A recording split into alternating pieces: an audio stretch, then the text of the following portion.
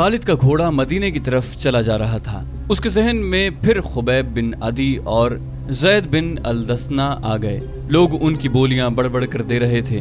आखिर सौदा हो गया और कुरैश के दो आदमियों ने उन्हें बहुत से सोने के इवज खरीद लिया। ये दोनों आदमी उन दोनों सहाबियों को अबू सुफियान के पास ले गए।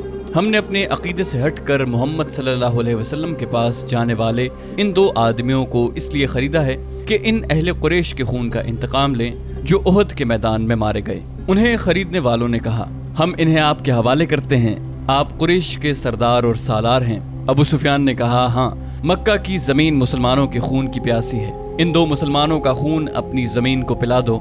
लेकिन मुझे याद आ गया है कि ये महीना जो गुजर रहा है हमारे देवताओं उज़ा और हुबल का मुकद्दस महीना है। ये महीना खत्म हो लेने दो।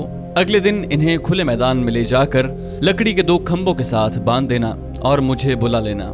खालिद ने जब अबू सुफियान का ये हुक्म सुना तो वो उसके पास गया। मुझे आपका ये फैसला अच्छा नहीं लगा। खालिद ने अबू सुफियान से कहा, हम दुगनी और तिगनी तादाद में होते हुए अपनी जमीन को मुसलमानों का खून नहीं पिला सके तो हमें हक हासिल नहीं कि दो मुसलमानों को धोखे से यहाँ लाकर उनका खून बहाया जाए। अबू सुफियान, क्या आप जानते हैं कि मुसलमानों को धोखा देने वाली 3-4 औरतें थीं?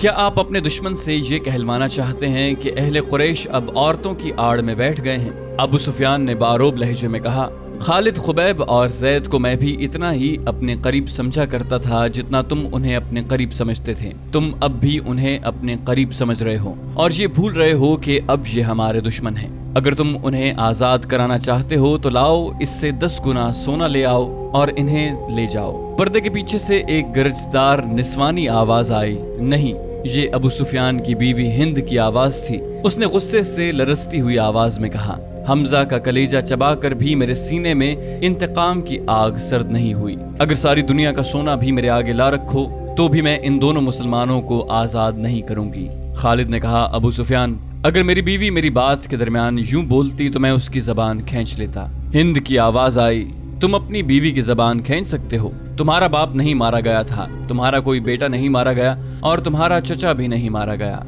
एक भाई कैद हुआ था और तुम मुसलमानों के पास जाकर मुंह मांगा फिदिया देकर अपने भाई को छुड़ा लाए। जो आग मेरे सीने में जल रही है तुम उसकी तपिश से नाआशना हो। खालिद ने अबू सुफियान की तरफ देखा। अबू सुफियान के चेहरे पर जहां मर्दाना जाहो जलाल और एक जंगजू सरदार का तासुर था, वहां एक खामद की बेबसी की झलक भी थी। अबू सुफियान ने कहा, हाँ खालिद, जिसके दिल पर चोट पड़ती है उसके ख्यालात तुमसे बहुत मुख्तलिफ होते हैं। किसी को अपना दुश्मन कहना कुछ और बात है, लेकिन अपने दुश्मन को अपने किसी अजीज का खून बख्श देना बड़ी ही नामुमकिन बात है। तुम किस किस को कायल करोगे कि वो उन दो मुसलमानों की जान बख्शी कर दे? तुम जाओ खालिद, उन दो मुसलमानों को अपने कबीले के रहमो करम पर छोड़ दो। खालिद खामोशी से वापस चला गया। फिर खालिद को वो भयानक मंजर याद आया जब बाहर मैदान में लकड़ी के दो खंभों के साथ खुबैब रज़ी अल्लाह अन्हु और ज़ैद रज़ी अल्लाह अन्हु बंधे खड़े थे। तमाशाइयों का चीखता चिल्लाता हुआ हुजूम इकट्ठा हो गया था। उधर से अबू सुफियान और हिंद घोड़ों पर सवार हुजूम में दाखिल हुए। हुजूम के नारे और इंतकामी नारे पहले से ज्यादा बुलंद हो गए। अगर उस हुजूम में कोई खामोश था तो सिर्फ खालिद। अबू सुफियान घोड़े पर सवार दोनों कैदियों के करीब गया और दोनों ने उसे कहा कि वो जिंदगी की आखिरी नमाज पढ़ना चाहते हैं। अबू सुफियान ने उन्हें इजाजत दे दी। खालिद अब मदीना की तरफ जा रहा था। उसे जब वो मंजर याद आया कि दोनों कैदियों के हाथ खोले गए और वो किबला रू होकर नमाज पढ़ने लगे, खालिद पर उस वक्त जो असर हुआ था वो अब 4 बरस बाद उसकी जात से उभर आया। घोड़े की पीठ पर बैठे बैठे खालिद का सर झुक गया। खुबैब बिन अदी और ज़ैद बिन अल-दस्ना हुजूम की चीखों पुकार से लाताल्लुक अपनी मौत से बेपरवाह खुदा के हुजूर रुकू और सुजूद में महव थे। उन्होंने निहायत इत्मीनान से नमाज पढ़ी, दुआ के लिए हाथ उठाए। कोई नहीं बता सकता कि उन्होंने खुदा से क्या दुआ मांगी। उन्होंने खुदा से ये नहीं कहा होगा कि दुश्मन उन्हें आजाद कर दे। वो उठे और खुद ही लकड़ी के खंभों के साथ पीठें लगाकर खड़े हो गए। अबू सुफियान ने बड़ी बुलंद आवाज से खुबैब रज़ी अल्लाह अन्हु और ज़ैद रज़ी अल्लाह अन्हु से कहा, ओ बदकिस्मत इंसानों, तुम्हारी किस्मत और जिंदगी मेरे हाथ में है। अपनी जबानों से कह दो कि हम इस्लाम को तर्क करते हैं और अब हम अहले कुरैश में से हैं और 360 बुतों को बरहक मानते हैं। ये ऐलान कर दो और अपनी जिंदगियां मुझसे वापस लो। अगर नहीं तो मौत को गले लगा लो। ये भी सोच लो कि तुम्हारी मौत सहल नहीं होगी। ऐ बातिल के पुजारी अबू सुफियान, ज़ैद रज़ी अल्लाह अन्हु की आवाज गरजी, हम लानत भेजते हैं पत्थर के इन बुतों पर जो अपने ऊपर बैठी हुई मक्खी को भी नहीं उड़ा सकते। ہم لعنت بھیجتے ہیں عزا اور حبل پر جو تمہیں اگلے جہان دوزخ کی آگ میں پھینکیں گے۔ ہم پجاری ہیں اس ایک اللہ کے جو رحمان اور رحیم ہے، اور ہم عاشق ہیں محمد صلی اللہ علیہ وآلہ وسلم کے جو اللہ کے رسول ہیں۔ خبیب رضی اللہ عنہ نے بلند آواز سے کہا، میرا راستہ وہی ہے جو زید نے تمہیں دکھا دیا ہے۔ اے اہل مکہ، سچا وہی ہے جس کے نام پر ہم قربان ہو رہے ہیں۔ ہمیں نئی زندگی ملے گی جو اس زندگی سے بہت زیادہ حسین اور مقدس ہوگی۔ ابو سفیان نے حکم دیا، باندھ دو انہیں ان کھمبوں کے ساتھ، یہ موت کا ذائقہ چکھنے کے مشتاق ہیں۔ دونوں کے ہاتھ پیچھے کر کے کھمبوں کے ساتھ جکڑ دیے گئے۔ ابو سفیان نے گھوڑا موڑا اور ہجوم کی طرف آیا۔ عزا اور حبل کی قسم، ابو سفیان نے بلند آواز سے ہجوم سے کہا، میں نے اپنے قبیلے میں کوئی ایک بھی ایسا نہیں دیکھا جو اپنے سردار پر اس محبت اور ایثار سے جان قربان کرنے کے لیے تیار ہو جس طرح محمد کے پیروکار اس کے نام پر فدا ہوتے ہیں۔ ہند اپنے گھوڑے پر سوار کچھ دور کھڑی تھی۔ اس کے قریب اس کے چند ایک غلام کھڑے تھے۔ ایک غلام نے اپنے آقاؤں کو خوش کرنے کے لیے جوش کا ایسا مظاہرہ کیا کہ برچھی تان کر دونوں قیدیوں کی طرف کسی کے حکم کے بغیر بڑی تیزی سے دوڑا اور کھمبے سے بندھے زید رضی اللہ عنہ کے سینے پر برچھی کا اتنا زوردار وار کیا کہ برچھی کی انی زید کی پیٹھ سے باہر نکل گئی۔ زید بن الدثنا فوراً شہید ہو گئے۔ اس غلام نے سینہ تان کر ہجوم کی طرف خراج تحسین کی توقع سے دیکھا، لیکن ہجوم کچھ اور ہی قسم کا شور بلند کرنے لگا۔ تماشائی کہتے تھے کہ یہ کوئی تماشا نہیں ہوا، یہ مسلمان اتنی سہل موت کے قابل نہیں، ہمیں کوئی تماشا دکھاؤ۔ قتل کر دو اس غلام کو جس نے ایک مسلمان پر اتنا رحم کیا کہ اسے اتنی جلدی مار ڈالا۔ ہند نے دبی آواز میں کہا۔ کئی آدمی تلواریں اور برچھیاں لہراتے اس غلام کی طرف دوڑے، لیکن بہت سے آدمی دوڑ کر ان آدمیوں اور غلام کے درمیان آ گئے۔ خبردار، پیچھے کھڑے رہو۔ ایک آدمی نے جو گھوڑے پر سوار تھا للکار کر کہا، عربی خون اتنا بزدل نہیں کہ دو آدمیوں کو باندھ کر مارنے کے لیے قریش کا پورا قبیلہ اکٹھا ہو گیا ہے۔ خدا کی قسم، ابو سفیان کی جگہ اگر میں ہوتا تو ان دونوں آدمیوں کو آزاد کر دیتا۔ یہ ہمارا خون ہے اور یہ ہمارے مہمان ہیں، ہم ان سے میدان جنگ میں لڑیں گے۔ یہ خالد تھا۔ ہجوم میں سے کئی آوازیں سنائی دیں، یہ ٹھیک کہتا ہے، دشمن کو باندھ کر مارنا عرب کی روایت کے خلاف ہے۔ تماشائیوں کے ہجوم میں سے بے شمار آوازیں ایسی سنائی دے رہی تھیں جو کہتی تھی کہ ہم تماشا دیکھیں گے، ہم دشمن کو اس طرح ماریں گے کہ وہ مر مر کر جیے۔ تھوڑی دیر بعد تماشائیوں کا ہجوم دو حصوں میں بٹ گیا کہ ایک گروہ خبیب رضی اللہ عنہ کے قتل کے خلاف تھا، اسے وہ عرب کی روایتی بہادری کے منافی سمجھتا تھا، اور دوسرا گروہ خبیب رضی اللہ عنہ کو تڑپا تڑپا کر مارنے کے نعرے لگا رہا تھا۔ خالد نے جب اہل مکہ کو اور دور دور سے آئے ہوئے تماشائیوں کو اس طرح ایک دوسرے کے خلاف نعرے لگاتے دیکھا تو وہ دوڑتا ہوا ابو سفیان تک گیا۔ خالد نے کہا، دیکھ لیا ابو سفیان، دیکھ لیں یہاں میرے کتنے حامی ہیں، ایک کو مار دیا ہے دوسرے کو چھوڑ دیں ورنہ اہل قریش آپس میں ٹکرا جائیں گے۔ ہند نے خالد کو ابو سفیان کے پاس کھڑے دیکھا تو وہ سمجھ گئی کہ خالد بھی خبیب رضی اللہ عنہ کی رہائی کا حامی ہے۔ ہند نے گھوڑے کو ایڑ لگائی اور ان دونوں کے پاس جا پہنچی۔ خالد، ہند نے سخت بپھری ہوئی آواز میں کہا، میں جانتی ہوں تم کیا چاہتے ہو، کیا تم ابو سفیان کو اپنا سردار نہیں مانتے؟ اگر نہیں تو یہاں سے چلے جاؤ، میں نے جو سوچا ہے وہ ہو کر رہے گا۔ ابو سفیان نے کہا، خالد، اگر تم سمجھتے ہو کہ میرا حکم اور میرے ارادے صحیح نہیں تو بھی مجھے ان پر عمل کرنے دو۔ اگر میں نے اپنا حکم واپس لے لیا تو یہ میری کمزوری ہوگی، پھر لوگ میرے ہر حکم پر یہ توقع رکھیں گے کہ میں اپنا حکم واپس لے لوں۔ خالد کو آج مدینہ کی ریاست میں یاد آ رہا تھا اور اسے افسوس ہو رہا تھا کہ اس نے ابو سفیان کا حکم مان لیا تھا۔ خالد کی خوبیوں میں سب سے بڑی خوبی نظم و نسق اور اپنے سردار کی اطاعت تھی۔ اس نے اپنے سینے پر پتھر رکھ کر صرف اس لیے ابو سفیان کا حکم مان لیا تھا کہ اہل قریش میں حکم عدولی کی روایت قائم نہ ہو۔ ابو سفیان نے دو گروہوں میں بٹے ہوئے تماشائیوں سے بلند آواز میں کہا، اے اہل مکہ، اگر آج یہاں دو مسلمانوں کے قتل پر ہم یوں بٹ گئے تو ہم میدان جنگ میں بھی کسی نہ کسی مسئلے پر بٹ جائیں گے اور فتح تمہارے دشمن کی ہوگی۔ اگر اپنے سردار کی اطاعت سے یوں انحراف کرو گے تو تمہارا انجام بہت برا ہوگا۔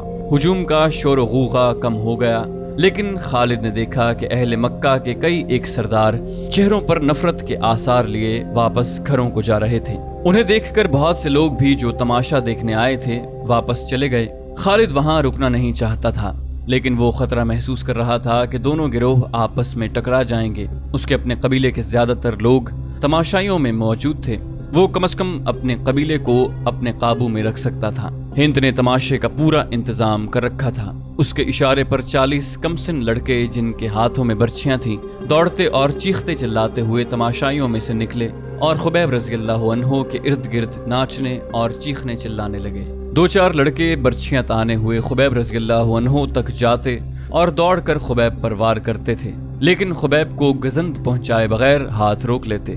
خبیب رضی اللہ عنہ بدکتے اور نعرہ لگاتے تھے، میرا خدا سچا ہے اور محمد خدا کے رسول ہیں۔ چند اور لڑکے اس طرح برچھیاں تان کر ان پر ہلہ بولتے جیسے خبیب رضی اللہ عنہ کے جسم کو چھلنی کر دیں گے، لیکن وار کر کے وار روک لیتے۔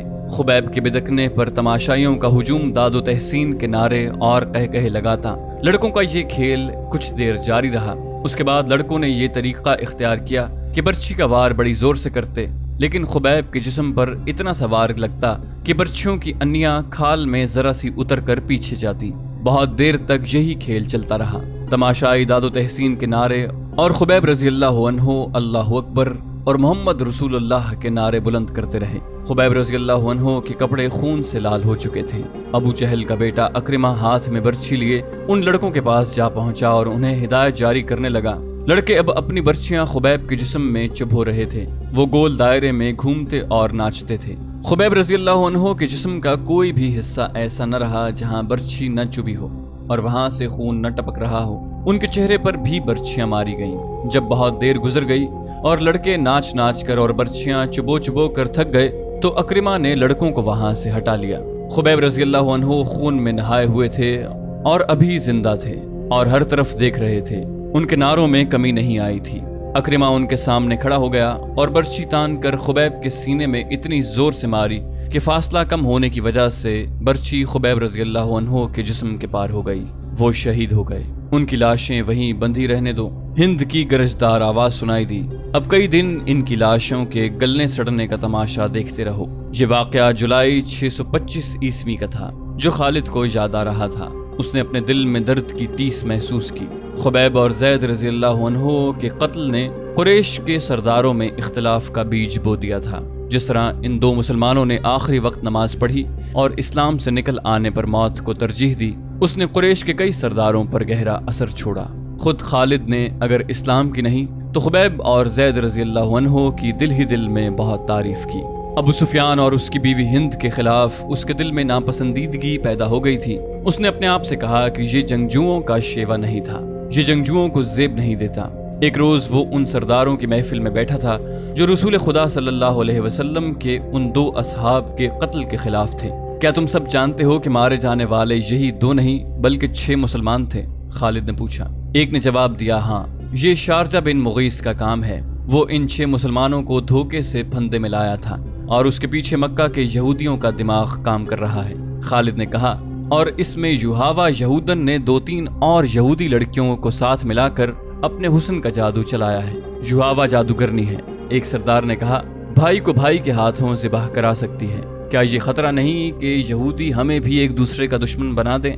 کسی اور سردار نے کہا۔ ایک بوڑھا سردار بولا، نہیں، وہ محمد کے اتنے ہی دشمن ہیں جتنے ہم ہیں۔ یہودیوں کا مفاد اس میں ہے کہ وہ ہمارے اور مسلمانوں کے درمیان دشمنی اتنی پکی اور اتنی شدید کر دیں کہ ہم مسلمانوں کا نام و نشان مٹا دیں۔